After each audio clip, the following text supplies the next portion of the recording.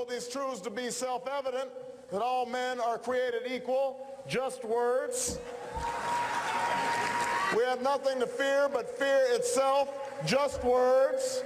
We hold these truths to be self-evident, that all men are created equal, just words.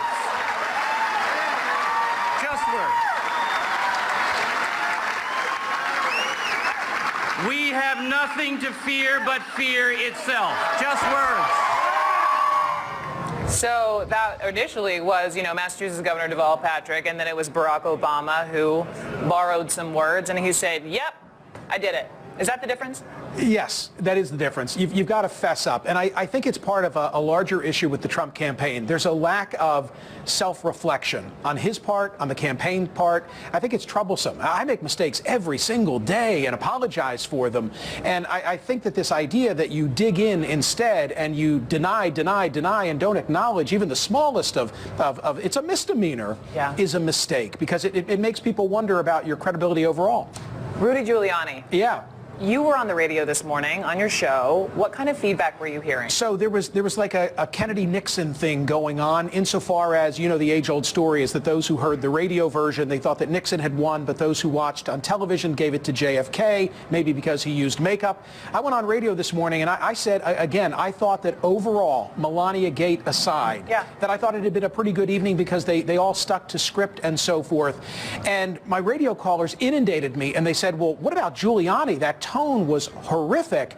I said it played well in the hall. Maybe I was swept up among those delegates because to the 5,000... They were fired up. They were fired up about it, ready to go, right? So, how it played on TV versus how it played in the hall is a different story. Here's the bigger issue. The bigger issue is that last night, the Pence pick and the way in which this Trump campaign has rolled out thus far has all been about salving the base, solidifying the support of the GOP. At some point... You got to look beyond that. You got to grow the tent, because these folks in here can't get it done for you alone. So in the next 3 nights, are we going to begin to see that? I think we better for the sake of the Trump campaign. Right. He's already sort of neck and neck with Hillary, and you have to grow those numbers, obviously, to win. Brooke, that's a serious point. Despite all these faux pas, and we do talk about them, and sometimes we fixate on them. On both sides. On both sides. No doubt. But he's within the margin of error. Yes. And I think you have to acknowledge that. Yes. Michael Smerconish, thank you. Nice to see you. See you all week long. Great. And do not miss his show, Saturday, 9 a.m. and 6 p.m. Eastern. Special coverage here continues in a moment. You hear that music?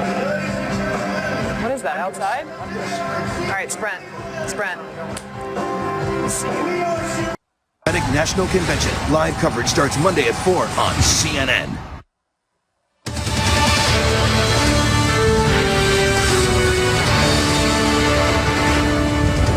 All right, looking ahead to this evening, 2 of the more anticipated primetime speakers for tonight's convention, House Speaker Paul Ryan and Dr. Ben Carson.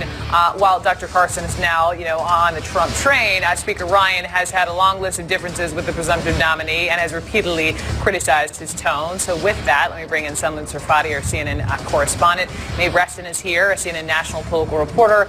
And with me, Pete Seat. He is the former comms director for the Republican Party of Indiana. Hello. Hello. Mr. Seat, how does Paul Ryan thread the needle in his speech tonight? Well, I think it was a much more difficult needle to thread until Mike Pence came into the picture. Now Paul Ryan has safe ground. It's his friend. He thinks very highly of him, and I think he now has safe ground where he can talk about this team with a lot of gusto. He talks unity. Obviously, he needs to talk about, he's very concerned about the down ballot races, but how many times has he mentioned Trump's name? I'll say the over-under is 4.5. Okay. You talked to Chris Christie last night. He's speaking this evening, and the line to you that stood out to me, he said, there's no silver bullet to address Trump's woman problem. Yeah, of course, this was in the context of Melania's speech last night before she spoke. Yeah. And he was saying basically that there isn't one single thing that Donald Trump can do this week to help with his problems with women voters, other than to be himself, show his humanity in a way that people would like to see more. But I mean, Chris Christie clearly last night was being a total team player. He talked about being disappointed, but said, I'm a big boy, I'm focused on the transition, I'm here to help him, and clearly is all in for Donald Trump tonight. Now, 4 years ago when we were all sitting in Tampa and Mitt Romney wanted to be president and Chris Christie got up on that stage, I remember Chris Christie talked about Chris Christie. Right. And he was criticized for that. Now, I know he's been buds for years and years with Mr. Trump. I mean, even Rick Perry last night didn't mention Trump's name once. What should we expect from Governor Christie tonight?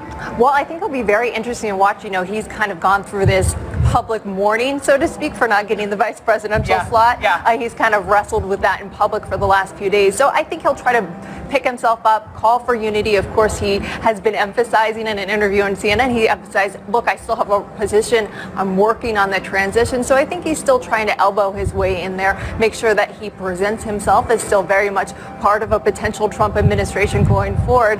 But it'll be interesting to read his body language up there on stage. Of course, not the position he wants to be in tonight.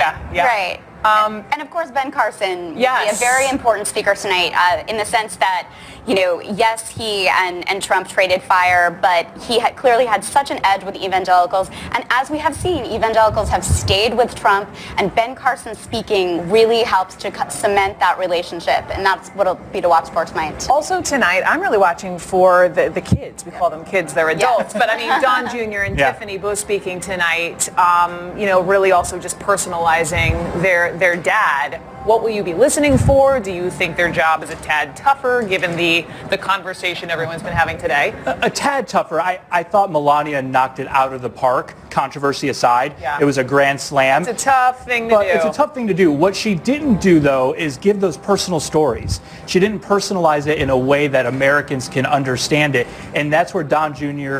And Tiffany have an opportunity tonight to really make it something people can wrap their hands around.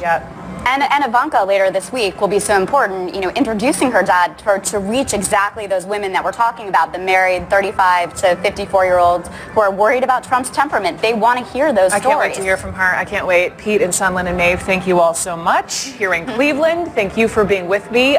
Florida Senator Marco Rubio, noticeably absent from the convention as well here, but he will be speaking to my colleague Jake Tapper in a matter of minutes. Do not miss this. CNN special coverage here from Cleveland continues in just a moment.